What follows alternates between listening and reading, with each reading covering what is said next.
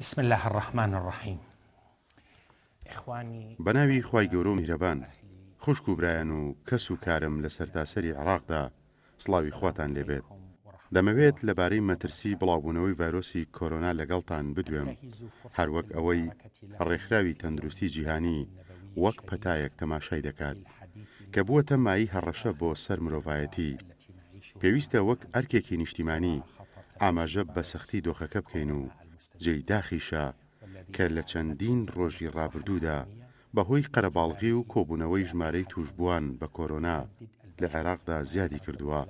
خۆ ئەگەر پابەندی ڕێنماییەکان نەبین، ئەوە دۆخەکە لەدەست دەردەچێت و گرنگە باس لەوەش بکەین کە سیستەمی تەندروستیمان وەک پێویست نییە و ئەمەش وا دەکات بەرپرسیارەتیەکی زیاتر بکەوێتە سەرشانمان و لە هەمان کاتیشدا دەست پێشخەریەکەی کەسایەتیە سیاسی و کۆمەڵایەتیەکان لەم بوارەدا بەرز دەنرخێنم.